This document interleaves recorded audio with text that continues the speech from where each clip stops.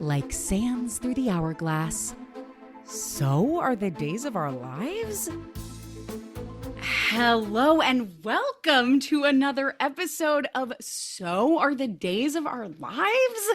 I'm your host, Olivia Willis, and today I am joined with a guest I have been trying to get on this podcast from day one. Incredible Twin Cities-based actor, singer, voice teacher, social media goddess influencer. My personal influencer. I've been influenced more than once by the one and only Anna Hashizume. Anna, thank you for being here. I am so happy to be here. This is the first episode I'm recording in so long. So if you're listening, welcome back. I mean, welcome back to all of us.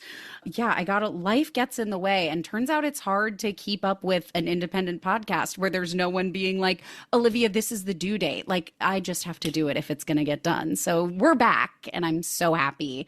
And so happy to be starting with Anna. Anna, do you have any prior relationship to or experience with soap operas or Days of Our Lives before this episode I asked you to watch? Zero. I have incredible zero context, zero. Like, I wasn't around soap operas growing up or like anything. Like, I like telenovelas were not really. I watched a little bit of Jane the Virgin, which I think is like okay, great. Kind of, like it has like a telenovela like background or like basis. That's it. Like, I was never a soap girly, which is weird. Well, it's so funny that like soaps were so popular in like the 80s and 90s. Like they made culture, and now they just like are relics. Like I feel like even if we don't watch soap operas, we know what soap opera culture is, and like we can look at something and be like, oh, that's soapy. And that's like kind of why I do this podcast. I'm like, guys, Days of Our Lives is still churning out new episodes 5 times a week on Peacock. Truly, the fact that it is still a machine that is running is iconic. It is iconic. It is frankly inspirational. I love it. I love it. It goes to show when you just like put your mind to do something and you just do it, like look where you can go. Look where you can go 65 years later. So Days of Our Lives is obviously like my comfort TV watch if I just like need to turn my mind off and watch something. Do you have a comfort watch? And if so, what is it?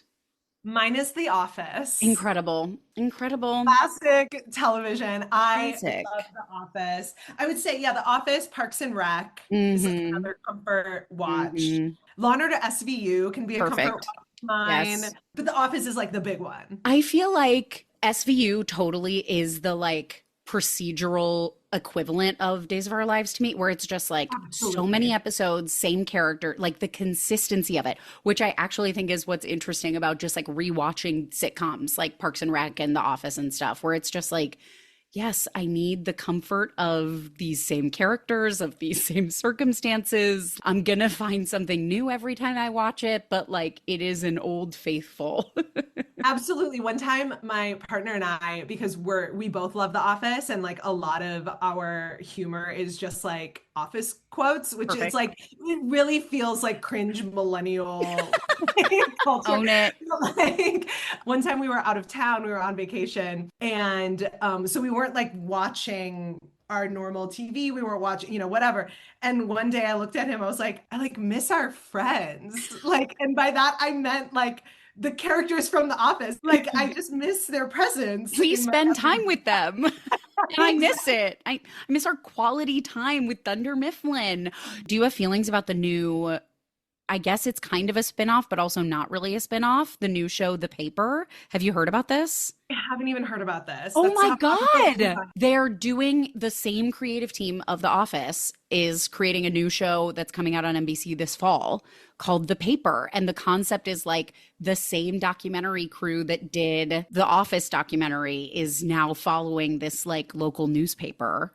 And like I'm into that. Yeah. It's an interesting cast too. The trailer like just came out and I kind of watched half of it, but it's like Donald Gleason and like one of the ladies from season 2 of White Lotus, like one of the Italian women from White Oh my God.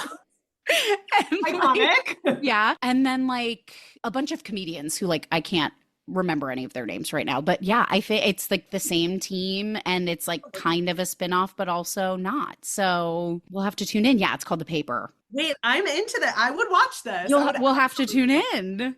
Maybe it will Yeah, enter the pantheon of great sitcom comfort watches.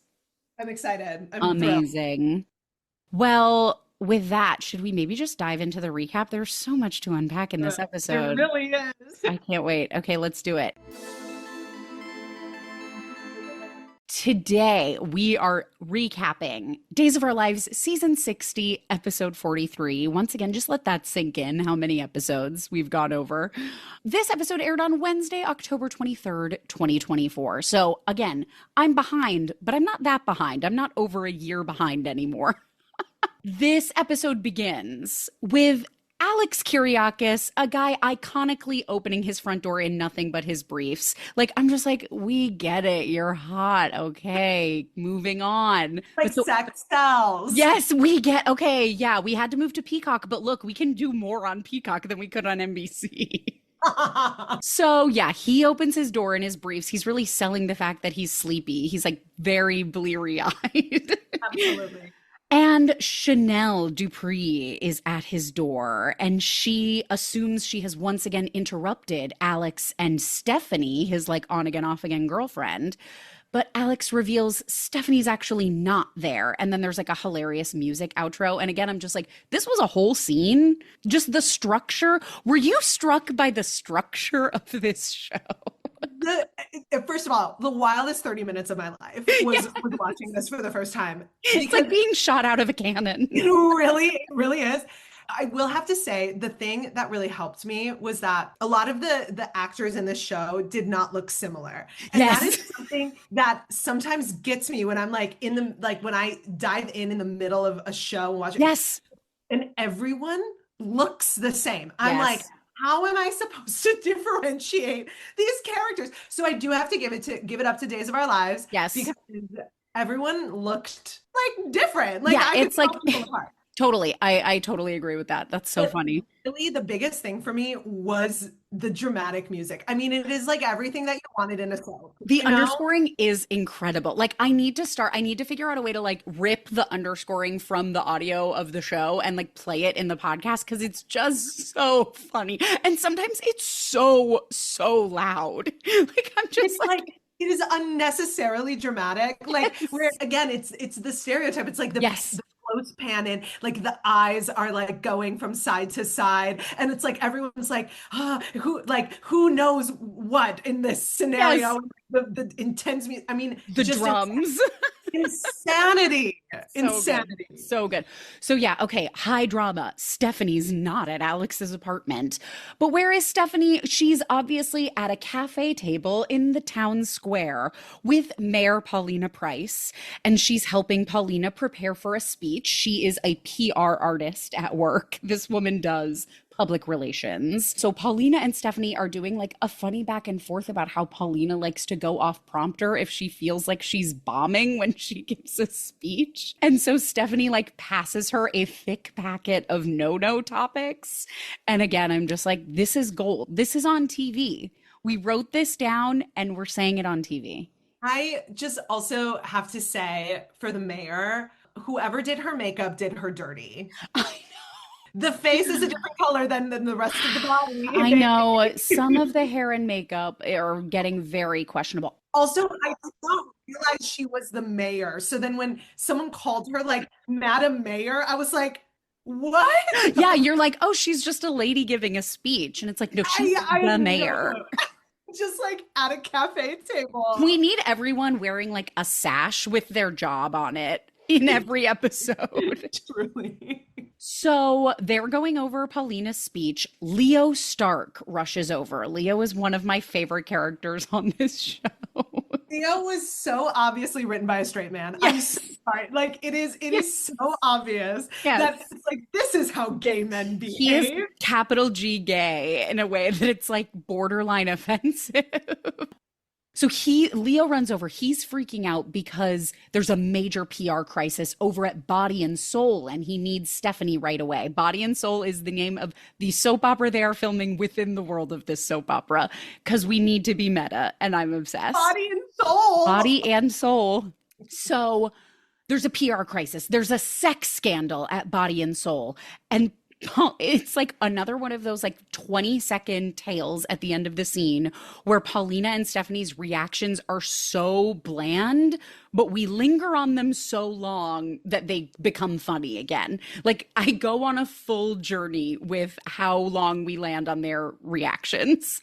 Yes, it's not giving anything, but because of the music, Yes.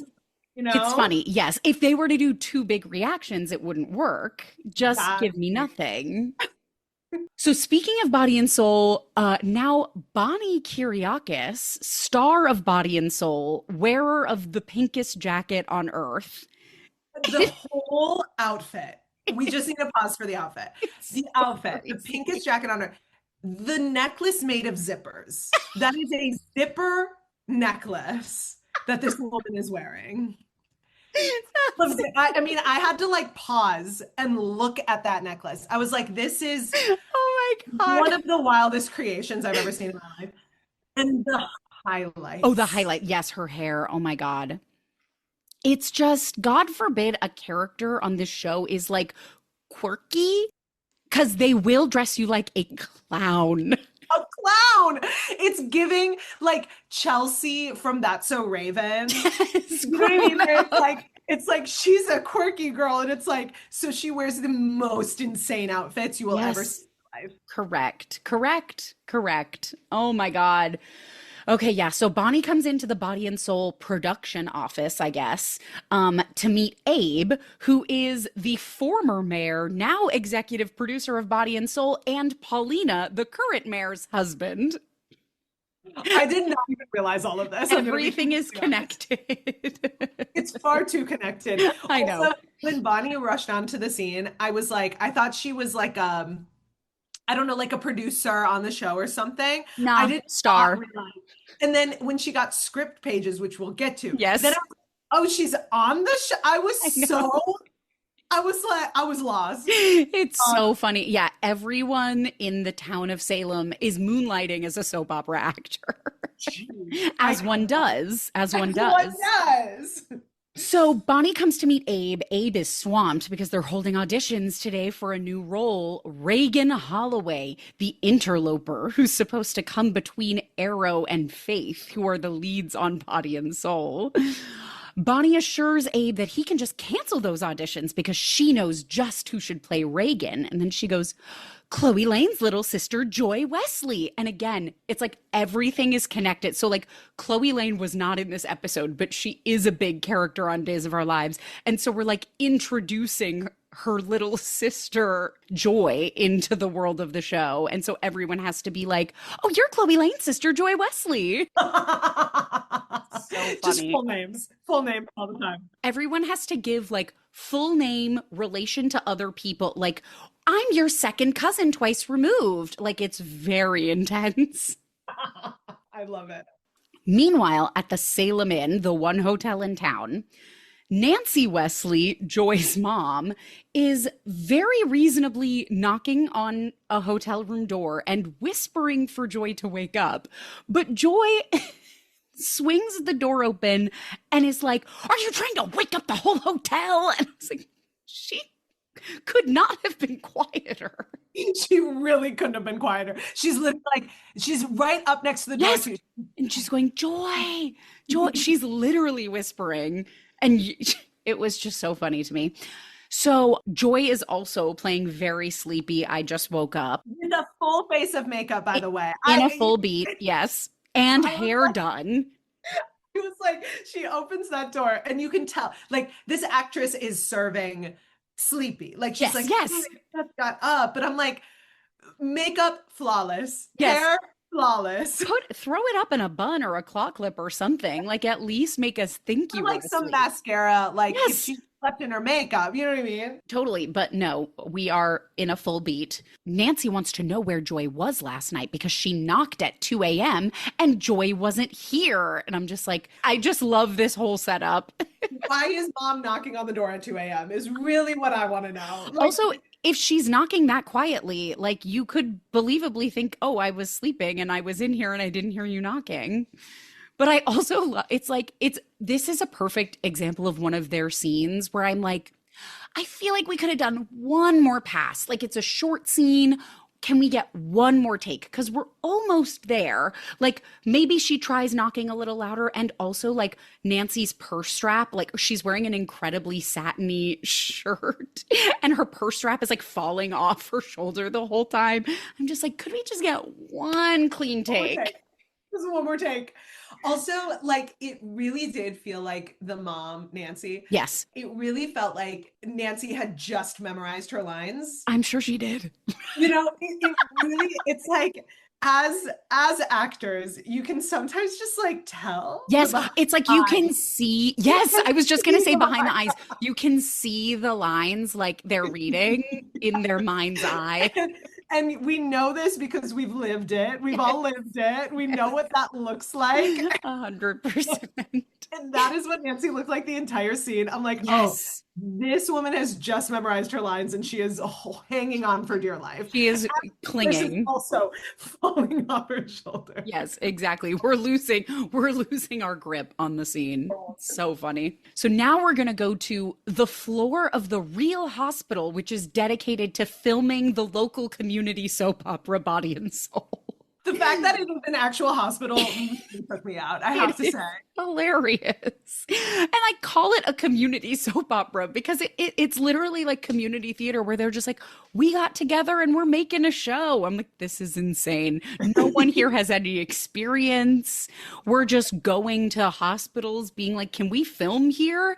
And then the head of the hospital is like, yes, can I be in it? It's insane. So Dr. Marlena Evans, who is one of my favorite characters of all time on Days of Our Lives, Marlena is very excited for her grandson, Johnny DeMara's birthday. But Johnny is not even close to doing a good job pretending he's not upset about something. Like he's really pouting. He is the director of the soap opera as evidenced by his headphones around his neck. Like that's again, this is his version of a sash with his job. I am director. Marlena has a very funny moment where she kind of fumbles out a line about, again, could we have done one more pass? Like she got Johnny a cupcake made by his loving wife, but she sort of like fumbles out the line. The cupcake moment took me out too, because before you like know what actually happens, it's like she says this line about the cupcake and then it's again dramatic. Yes. Dramatic moment with music. And you're like, for a cupcake? You're like, yeah. What's in the cupcake? Who's being poisoned? Yes. Like, what is happening? Yes, exactly. Johnny goes into a daze. The dramatic music comes in and Marlena delivers an iconic line delivery of, what is wrong? And I just love it's so pointed, like so searing. And Johnny just can't hide it anymore. And the dramatic music swells. So I can't imagine why you would think this is all about the cupcake. Like, truly, you're like, what is happening with it? Or like his birthday, like you have no idea. You have no idea. And the other thing that I kept trying to wrap my head around in this moment is like, this sounds so mean. I'm going to sound really mean. No. Like, say it. Is Johnny supposed to be attractive? Like, are we supposed to look at Johnny and go like, ooh, he's like a hottie? Because like, he's like one of those people where you're like, I think you're supposed to be hot, but for some reason, like there's something not hot to me. It's because of he has a little boy face. It's not even like he looks young. He has like the features of a little boy. That is what it is. You are absolutely tough. Right. And now it doesn't help that his character's name is Johnny. And I'm just like, yeah, he's 12. Yeah. But instead he's like in the midst of marital strife. Which is what we find out soon. Exactly. Yeah, you're like, oh, are you getting a cupcake for your 11th birthday from your grandma?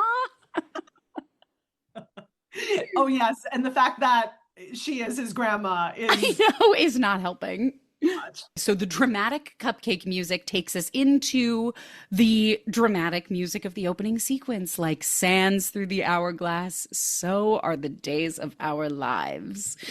Iconic. Okay, back at the Body and Soul office, Abe really does not give a fuck about Joy Wesley wanting to audition for this show. He's just like, she's not on the list. Like his Stick to the list. His entire performance is so funny to me in this episode. But Bonnie insists Joy came all the way from New York just to be considered. And I'm like, without an appointment? Anna, as an audition coach, can you talk us through whether it would be appropriate to travel by air to go to an audition when you don't have an appointment? Listen, the fact that Bonnie is like going like, but she like ever. What do you mean? Didn't everyone else travel? Like, what makes this bitch more like? Well, no, all these people are local. These are all like right. Salem's local veterinarians who want a chance to make it big. I have so many notes Yeah. about in terms of just like audition, Yes. like auditioning for anything even when you get to the fucking scene. I can't wait. I cannot wait. But the fact that, and then again, we'll get to this, but the fact that like Bonnie's like, okay, we're gonna get her this audition. Please just make time for her. And he's like, all right. And then her mom, Joy's mom, Nancy, is like, oh my God, let's see if you got this audition. Takes out her phone. You got it. Like, you got it. And it's right now. It's like, it's so funny. This is giving low budget. Yes. Opera by just that fact. Yes, exactly. Yes. So as you said, Bonnie really puts on the, she came all this way. She's so talented. She may or may not have any experience, but she came all this way. And it's just like, God, if came all this way is all it took to get an audition, we'd be golden. I mean, we'd be golden. And Bonnie reminds Abe that she herself had zero previous experience acting, but hey, it's working out pretty great. I'm just like, oh boy. And she insists, plus Joy's an absolute angel. And Abe is very hesitant, but eventually he picks up his clipboard and just smacks it, which I said is the universal sign for when am I supposed to see her on my fully booked day of auditions? Just, what am I supposed to do with this? And yeah, it's Bonnie's genius solution. Oh, I see you have some time right now. Insanity. Imagine. Insanity. It's like, this man is, I mean, to be fair, this man is just sitting around doing nothing. Correct. While Bonnie is talking. Like, I mean, it's not like he's like, Bonnie, I don't have time right now. I'm on the phone, whatever. Yeah, it's like, again, how small is this town? Like the one hotel, right? Sure. Is it like, is this office like walking distance? Is it like a block from the hotel? Like, what is the layout of this town? I know. I do need a map. I need a map generated of Salem because also I just think it's funny. I know there's that saying of like, oh, this unbelievable thing happens like so the show can happen like dramatically. So there is something to, and I'm just like, right. But if that ever happened, it was just like, see her right now, respectfully, fuck off. Like, no, I'm not going to see her right now. She doesn't have an appointment. And then that would be the end of this plot point. Right, but it's like, we need the story to move forward. I know. Okay, fine, I'll allow it. Meanwhile, Joy back at the hotel is really not giving such an angel. She keeps bitching about how her mom is like all up in her business. And she's just like, it's no big deal. I went to a bar. I'm just like, again, you're acting like a 14-year-old, even though apparently you're a woman in her 20s. Nancy's confused. Again, just like more exposition. She's confused because they moved away from Salem when Joy was a baby. So she doesn't have any friends here. Who was she with? And Joy explains she met somebody. And then the sexy underscoring saxophone kicks in, which always gives me the heebie-jeebies. When that, if I'm like not looking at the screen, like at the TV or something, and I hear that music, I'm like, oh no. What's happening? It's like a Pavlovian response. Exactly. So we get a flashback to the bar. Joy is weirdly fighting with Johnny, babyface director, over whose like life is harder at the moment. And she does this dumb, like, I thought Midwesterners were supposed to be polite. I'm just like, oh my God, we get it. So they eventually introduce themselves to each other and he welcomes her to Salem. And then we flash back to the hotel room and Joy insists to her mother that it was just some guy. whatever, a likely story. So on set, Johnny, again, he's assuring Marlena that he's just tired because he was up all night blocking today's scenes. And I'm like, nope, red flag. This immediately. We know something. Because we know that he was at the bar. Oh, he was at the bar complaining about his life. He says he was up all night blocking today's scenes. And speaking of the filming schedule, he's going to be directing Marlena as she briefly / begrudgingly takes over the role of Charlemagne. How much do you love the name Charlemagne casually being thrown into a scene? It took me out. I was like, huh? Like you with the saxophone, like if you weren't looking, you'd be like, oh, what's happening? When I heard the name Charlemagne, I was like, huh? Are we doing Pippin? Like my friend Grant, who has done a couple of episodes, he's like, do you think they meant Charmaine? And someone just like forgot. Like Charlemagne is maybe not what they were going for. Charlemagne is a wild choice. It is incredible. So conveniently, Marlena has a doppelganger named Hattie Adams, aka that woman plays two characters on Days of Our Lives, and they just look exactly alike. So I cannot. Yeah. So they had originally had Hattie Adams playing Charlemagne, but when she found out her character was being killed off, Hattie refused to like finish filming her death scene, and she stormed off set and cursed the show on her way out. Yes, I was catching the curse thing, and I was like, what happened? And is this witch country? Like, is this like? No, that's the thing. You have to be careful on Days of Our Lives. She's just a lady putting a curse on the show. She's not, as far as I'm aware, an active witch.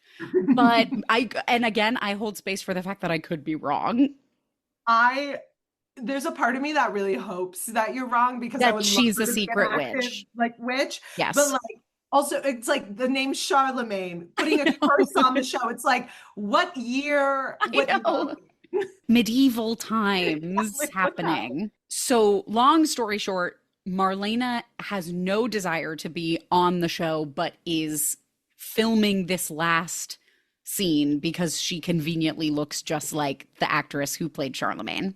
So Johnny then suddenly has another flashback to another day on set, and he's about to go into a hospital room when one of the actors, this man Seth, who like actually works at the hospital, but then they brought him in to do the show, he stops Johnny from going into this room, and he starts talking about how Arrow and Faith, quote, got a little carried away. And Seth tells Johnny that Arrow and Faith are in a steamy love scene for real in there. And then this is one of my favorite scenes. They just stare at each other for like 5 seconds. And then Seth pivots like a clown, like literally like Barnum and Bailey circus clown act, and like walks off. And I'm just like, what's happening? So then Johnny's stunned, and he goes, because again, he's like, okay, Arrow and Faith are characters on the show, and the woman who plays Faith, which we're looping back around to new information, is my wife, like is Johnny's wife, which you wouldn't have known at this point. Which I did not know. No. And truly, the amount of names that I know, you're like, wait. So quickly. Right, you're like, okay, so Arrow and Faith aren't real, but they are being referred to right now. It's so funny. Because then I was like, who the fuck is Arrow and Faith? And luckily, after we see, so spoiler alert, the reveal, Johnny does open the door. Yes, exactly. So he opens the door and he can see Alex, the bareback we saw in the first episode. Yes. So we can link, oh, I know that bare muscular back. So, and the cinematography does help us out a little bit because he has a tattoo. Yes. And then in the next scene, as he's talking, I watched as they kind of strategically they pan to be able to make sure that you notice. And I was like, now these cinematographers are working overtime to help is brilliant. A little girl like me figure out what's going on. Absolutely. Yes. Okay. So yeah, Johnny goes into the room. There's a shot of Alex on like an exam room table having sex with someone who is fully out of sight. Like that would have been really hard to shoot because you cannot see who is underneath him. To go back to the flashback though, flashback felt so inserted in a way that it's like we're really grasping at straws Yes, here. usually they're like, oh, I just had a long day yesterday. And then it'll be like, shoom, and it goes into the flashback. But this one really came out of nowhere. It just happened. It was just like, oh shit, we need to remind them about the sex thing. Just put it in here.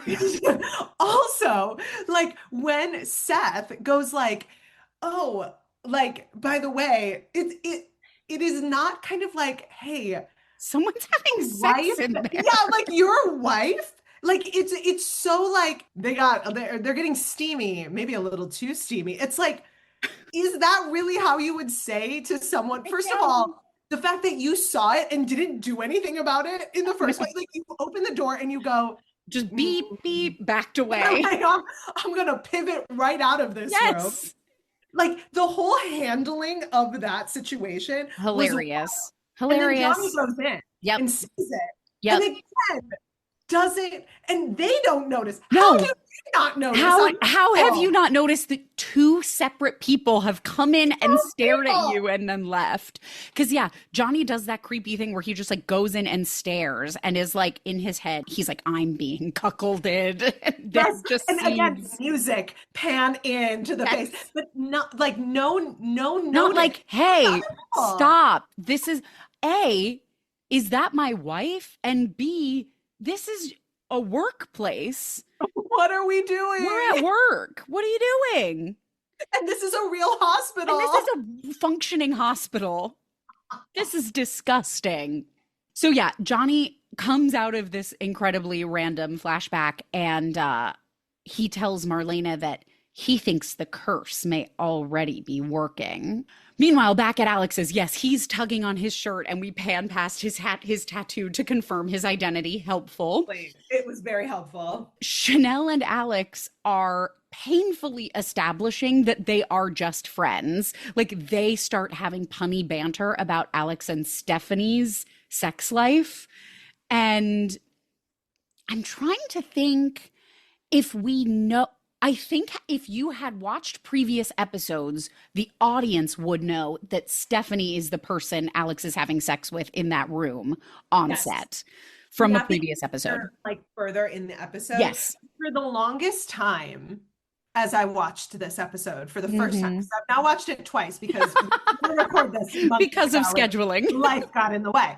But like, I did watch it twice, and I remember thinking the first time I watched it that Stephanie's name was Lexi. I don't know why, but I feel like you're not the first person to say that. And I don't know if she just like looks like a Lexi. I don't know what that is, but like so people, Chanel and Alex were talking about Stephanie, and I was like, Who's that? Bitch? That's because hilarious. Stephanie was Lexi. Wait, I need to go back and listen because there's definitely another episode where someone has been like, I didn't think Stephanie's name was Stephanie. She seemed like something else. And it literally may have been Lexi. That's so funny. It's like, she's really giving Lexi. So yeah, Alex is conflicted. He and Stephanie had decided to just be friends. And then they're like talking and he's weirdly like, Chanel, I can tell you want to interrupt me. Please interrupt me. And I'm like, did someone forget a line? Like, what is this moment? It really felt like she was supposed to be interrupting him and he was like vamping. And so finally Chanel interjects and she just insists that they need to decide their boundaries. And Alex feels weird because he doesn't know how Stephanie feels. And Chanel has to be like, you should ask her how she feels. Like, I love these like, dude, talk about your feelings scenes. And he's like, huh. A soap opera really does feel like Disney Channel grown up. For like, adults. It's like it's a little like the acting is a little bit like on the camp side. It's a little like where it feels like every set piece feels very like they're not trying to make it look realistic. Yes. And there's also like life lessons to be learned in many scenes. Like this is like Chanel being like, Alex, be an adult and you talk about your feelings, and him being like, Wow, I never thought of that before. with like outro music playing into the next scene. Like Yes, that's exactly. Disney Channel. Like That that is I actually had never made that connection, and I totally agree with that. Oh my God, funny.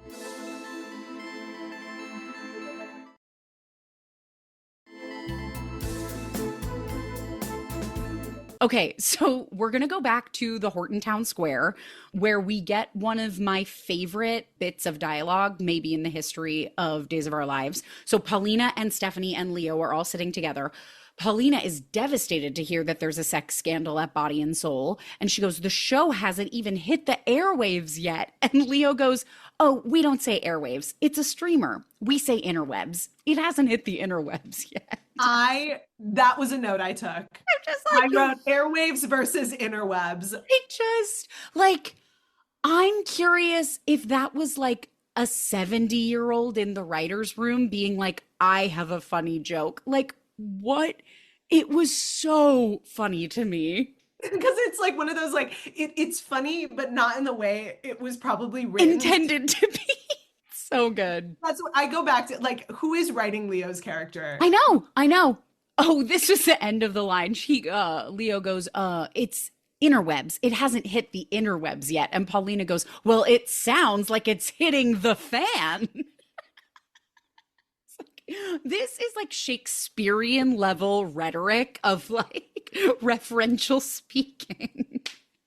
Truly, I do wish that there was a laugh track on this. Oh Like, my God. that would make it That would much be so good filmed in front of a live studio audience. I would die. Stephanie basically never takes Leo seriously, so she wants details before getting worked up. And Leo spills that, okay, context for this next section, Lady Whistleblower was basically a column in the local newspaper that Leo wrote that was like a gossip column. Lady Whistleblower. Correct. That was what it was called. So Leo says that he may not be Lady Whistleblower anymore, but he still sniffs out naughty and titillating news. I'm just like, this once again, just rich text. Rich text, absolutely. And Leo has it on good authority that Alex is sleeping with one of his Body and Soul co-stars. And Paulina and Stephanie's faces are so funny at the end of this scene. It's like the opposite of the first scene with them, where like their expressions are so big. It's really funny. Like, but Paulina's face is like confused, like she looks like she's trying to remember who Alex Kyriakis is. And then Stephanie is like disgusted, but also caught in the act. Like it's so good. I have screenshots of their expressions and I will be putting them on Instagram. Incredible. Back at the hotel, Joy is, I wrote, giving entitlement down. Nancy is like saying that Bonnie is going to talk to Abe about trying to get her an audition. And Joy goes, okay, so I have the job. Oh my God. So I have the job. She is too much. Joy is too much for me. She literally thinks because she flew from New York and has a friend of her mom's on the show, she has the job.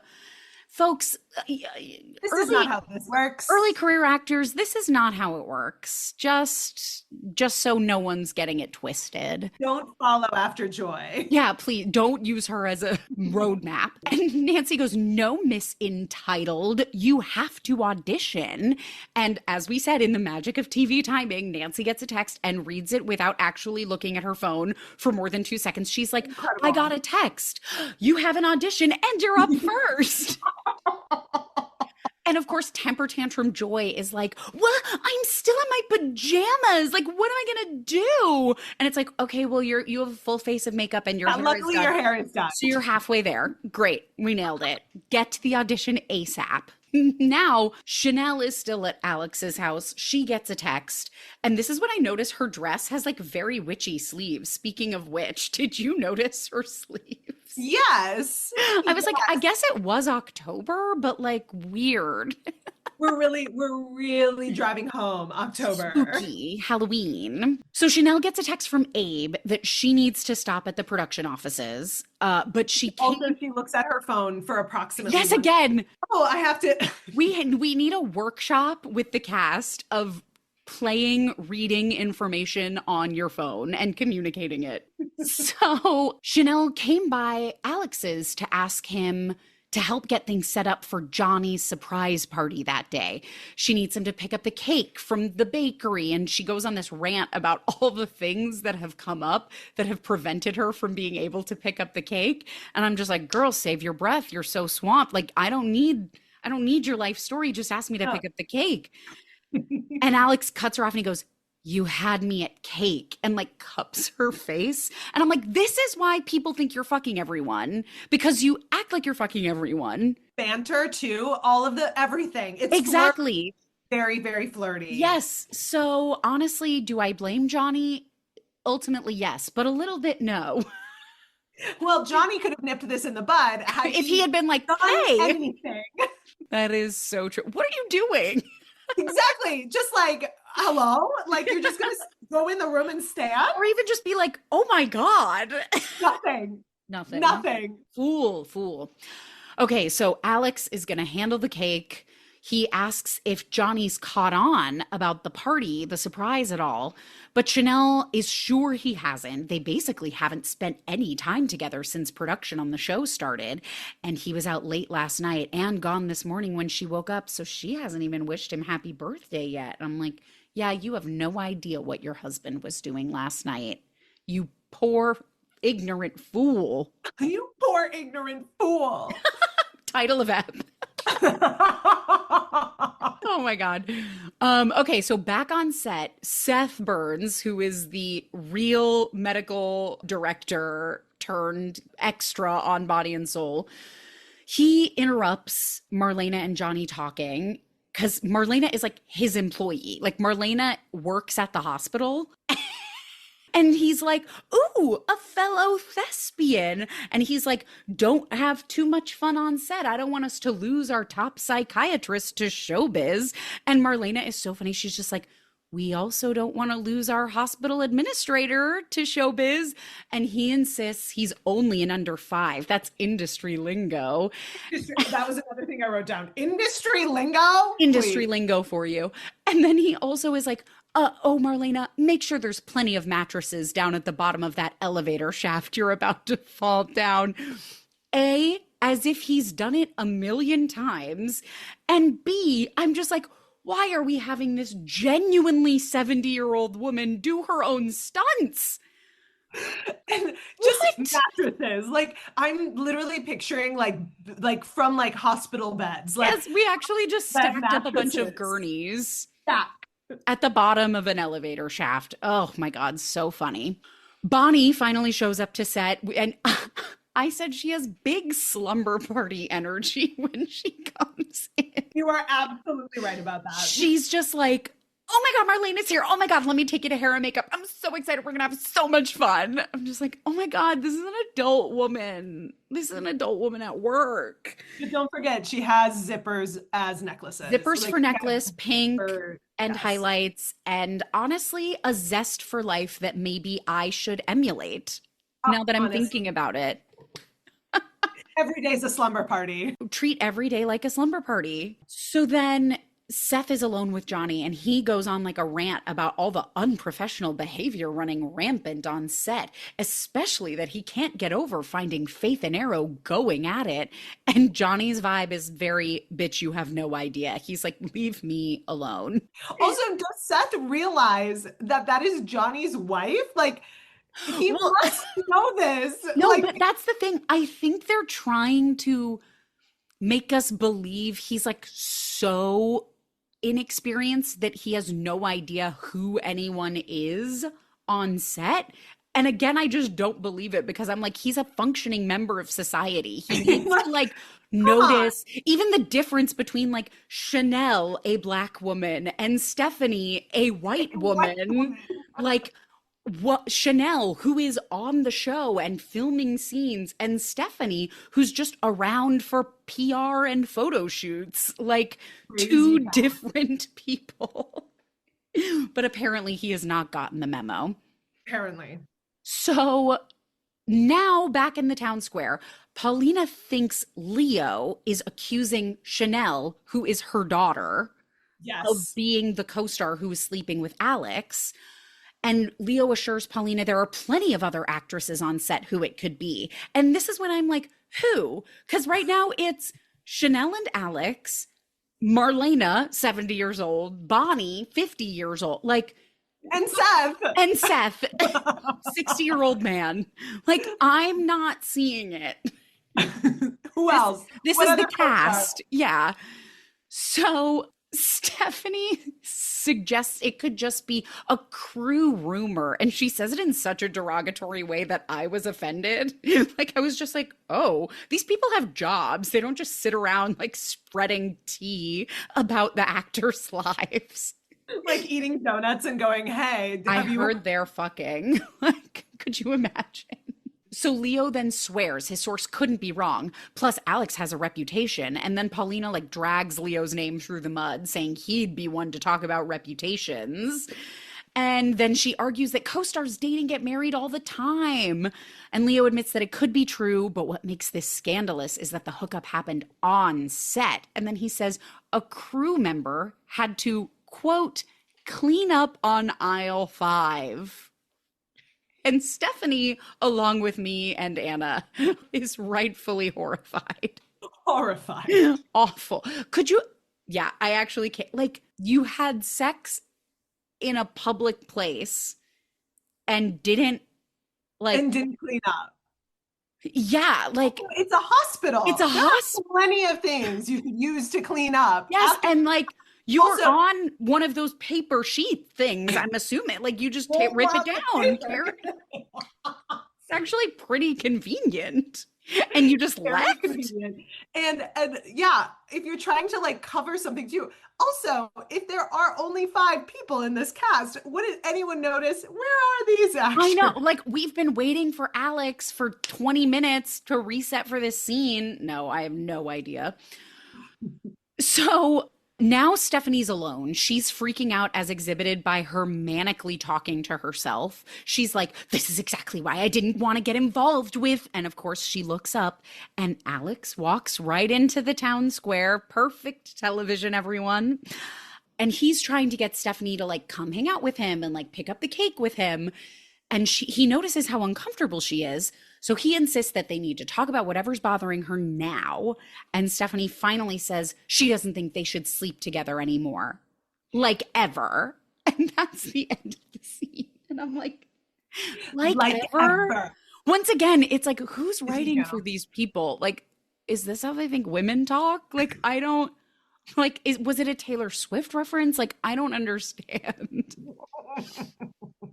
Now, Chanel has met Abe at the Body and Soul office. Abe thanks her for coming in on such short notice. He wants Chanel to read with an actress they have coming in to audition for Faith's rival, Reagan. And again, I'm like, who's reading for the other audition? Like, why is Chanel just coming in for this one? Whatever.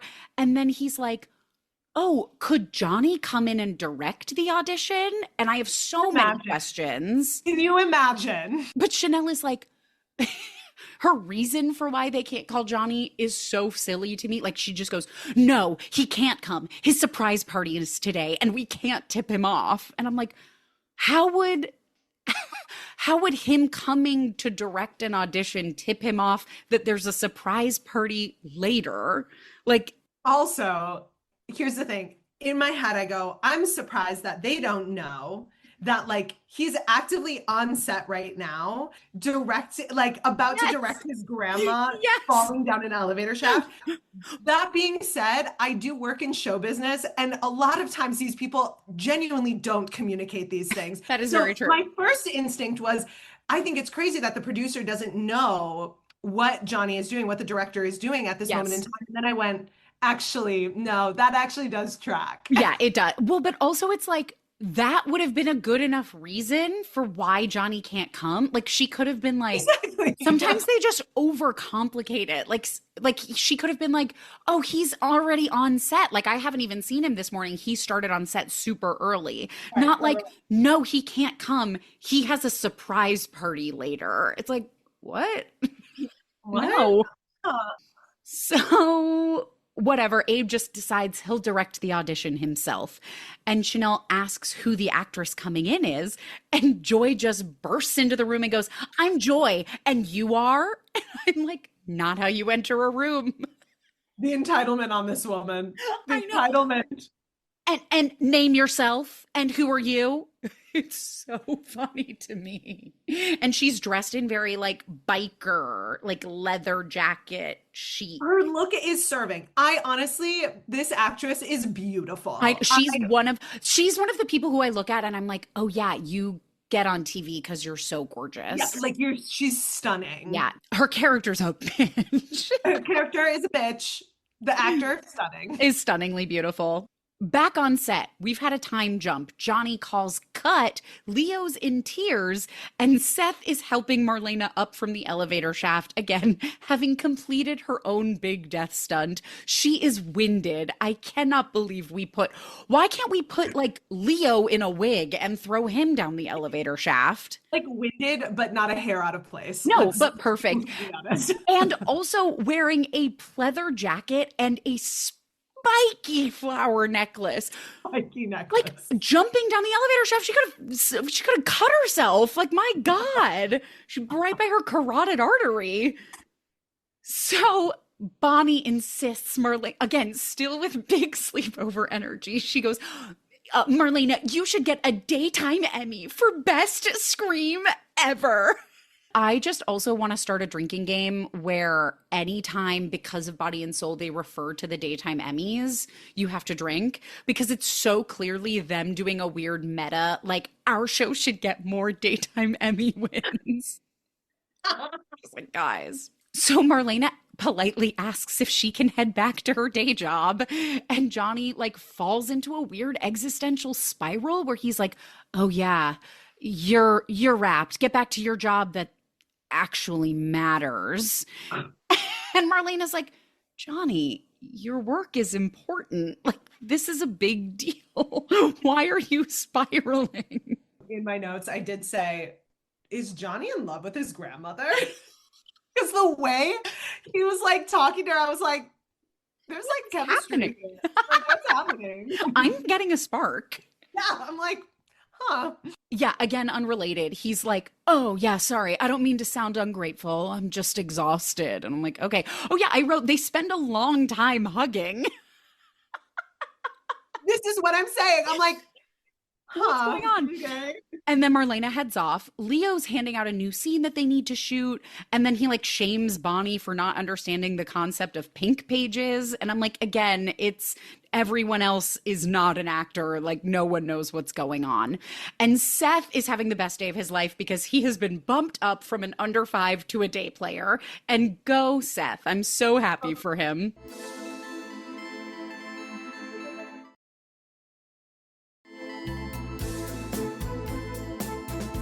Back at the Body and Soul office, oh my God, here we go.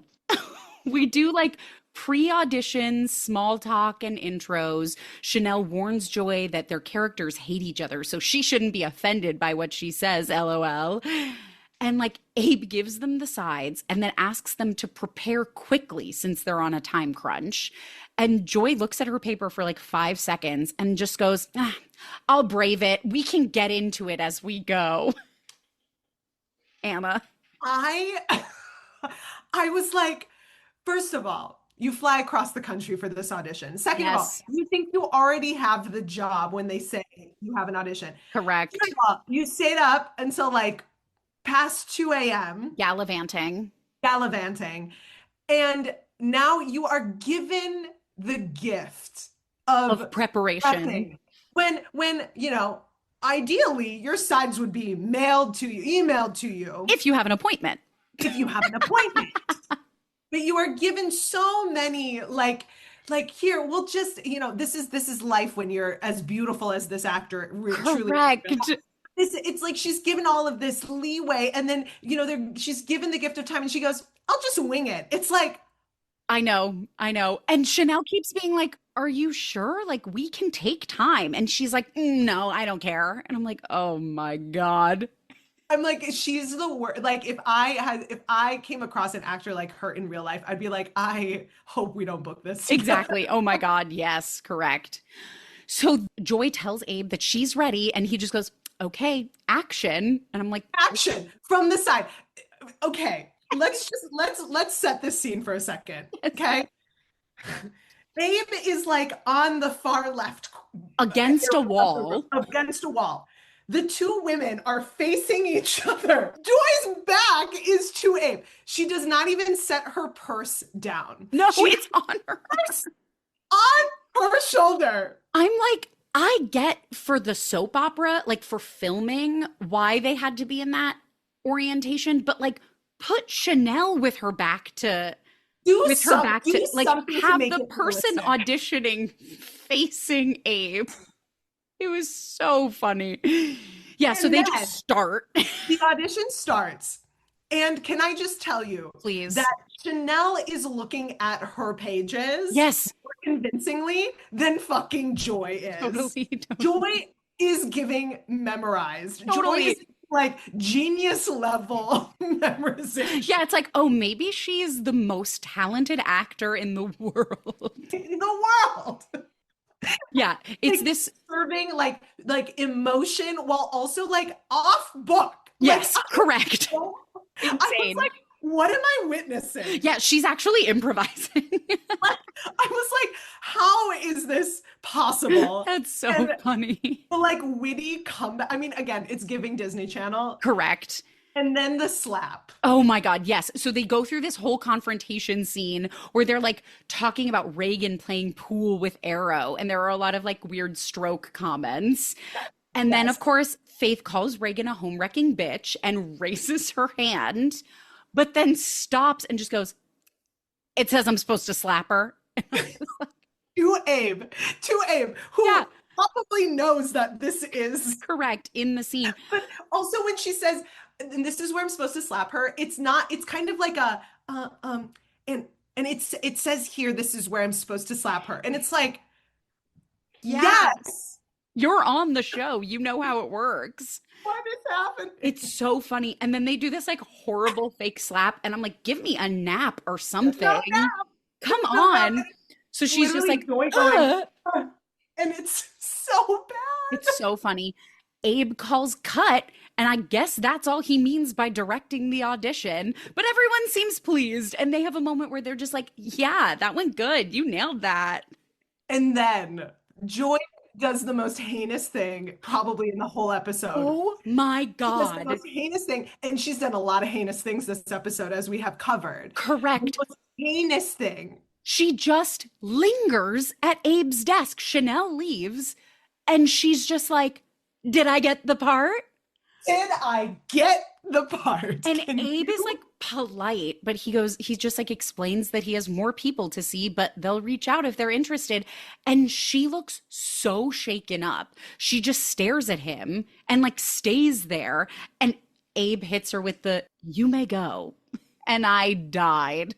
This is, I would say, as someone who coaches auditions, I would say, watch this episode as a cautionary tale to all you young actors out there. Yes. Watch it and don't do anything Joy does. A cautionary tale of how not to function in an audition. It's going to be like one of those training videos where we like pause it and we're like, now where'd she go wrong here?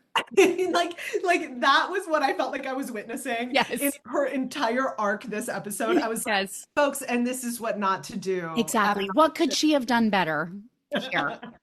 Oh my God. But the audition is done. And do we even go back to it? Like, spoiler alert, she does book it, which is fucking insane. Which, of course, she was always going to book it. Yes, obviously. Satisfaction. I know. At the wait that she did not book it on the spot. That is some satisfaction. Yeah, that he wasn't like, you got the part, kid. Exactly. So now back on set, Bonnie is scared that Leo is actually killing off her character, but he assures her that her job is secure. She just needs to lie on this gurney under a sheet and relax. And they run the scene. Seth, as the doctor, is on the phone saying it's awful that Charlemagne fell down that elevator shaft, but they still have more of that begonia serum. So Pineview hasn't seen the last of Charlemagne Delacroix. And then Johnny yells cut, and he's like confused because he's like, we can't have any more of Charlemagne. Like Marlene is not going to do the show anymore. But Leo, this is his like insurance policy of just like, we can't kill her off. Like we need to be able to bring Charlemagne back at any point. And I'm like, classic soap opera shenanigans. Classic. They know what they're writing. They know what they're doing. So funny. Um, Back in the square, we have a quick moment with Alex and Stephanie, where this is the first reveal where I see how fully backless Stephanie's dress is. Was that as shocking for you as it was for me? Okay, Yes. good. 100%. I literally, it's like you see, we get a shot of her from behind, and I gasped. I was like, oh my God, I can see all of her spine. So Stephanie admits to Alex that they're clearly both having conflicting feelings since they said they wouldn't sleep together and then they kept sleeping together, but she just wants to put an end to it and keep things professional. And Alex is very pained, but he agrees and he watches her go with regret. This is clearly the feeling that we're getting from the two of them. Backless, watching her backless form. Going, oh my God, she has such a great back. Back on set, Johnny is just staring off into the abyss, as one does. Leo tells him Chanel needs to meet him in one of the other rooms, and he goes begrudgingly because he clearly hates his wife now. But obviously, this is just a ruse to start setting up his surprise birthday party. So people start like arriving for the party. They're setting up balloons. Stephanie comes in with a big like thing of balloons. And again, I'm like, how is this your job? Whatever. Everyone's gathering and Seth spots her and he calls her Faith. And he's like, I want to run lines because we have a scene together tomorrow. And Stephanie is very confused because she is neither playing Faith nor an actor on the show. And is also not a Black woman. Right. Can we please just go back to this? How did we miss this? How are you not able to tell? Yes. Meanwhile, in the other room, Alex is kikiing with Chanel about how good the party is going to be, foreshadowing. They're planning the setup when Johnny, of course, walks in on them. And Alex leaves all suspicious like, and Chanel tries to say happy birthday, but he like shirks away from her touch. And the sinister underscoring starts. It is a lot. And Johnny asks what she and Alex were doing alone. And Chanel insists they were just running lines. And he tells her to stop lying to him. And then he grits his teeth. And I wrote very sanely, goes, I know you two were having sex in here. You really, that is an accurate line. Just like, how sane of you to say that sentence. You were having sex in here. Oh my God. Oh my God. Home stretch. Okay. So Joy comes back to her hotel room. She's annoyed that her mom is waiting for her there, which again, I'm just like, girls, we need to be nicer to our mothers. Joy tells Nancy the audition went great. She's just as waiting to hear back. And Nancy hits her with, well, you know what I'm waiting to hear? Whose wedding ring is this? And she holds up a wedding band. I forgot because I did write wedding ring. I know. Dun, dun, dun. So back on set, Stephanie is still standing with Seth and she's trying to explain that she's not an actor. And then like Alex interrupts because everyone's setting up for the surprise. And there's a moment where he literally stares at her like googly eye. Like he's just like blinking and batting his eyelashes at. And I'm like, what is this choice that's happening right now? Were we short on time? Like, why are we lingering on this for so long? Bonnie's handing out party hats and Alex gives Stephanie a hat, but she like brushes him off and walks away. And I'm like, oh, okay, great. This is going to be their whole dynamic moving forward. Meanwhile, in the other room, Chanel is obviously shocked that Johnny has accused her of having sex in here with Alex.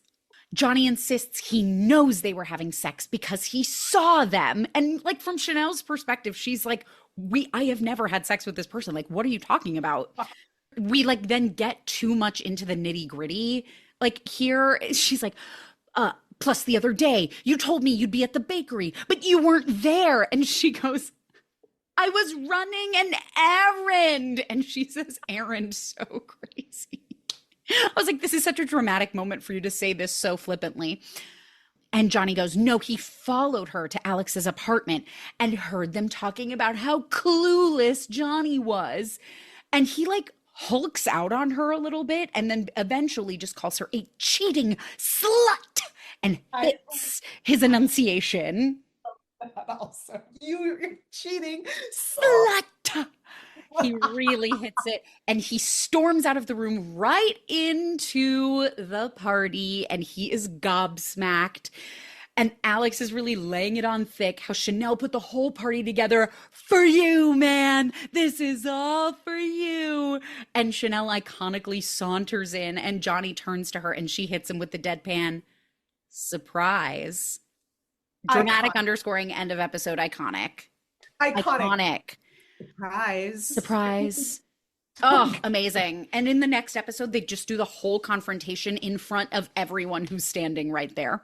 It's so crazy. I might have to watch the next You episode. may have to really, just dive in. honestly, I am hooked. Like, Yes. it is everything I like in a television show because also, like, iconically, I love the Housewives and I Yes, just like perfect. love drama. Yes. Like, I love Drama and like, honest, I say sometimes I'm like, it is kind of like watching a puzzle. Like I can put it on and not pay attention to it and I'm cleaning or whatever, it's background noise.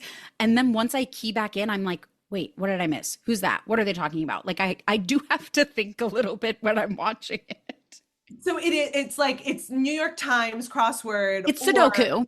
the days of our lives. It's either Sudoku or catch up on Days of Our Lives after not paying attention for a while. And then I'm like, wait, they're married to who? It's like the Sarah Paulson meme where you're like you're Putting, yes, exactly. putting everything together. Oh my God, Anna, thank you so much for breaking down this episode. This was so fun. I love that you now have, cautionary material for your audition I students. can't wait to use this. Please do. Please do.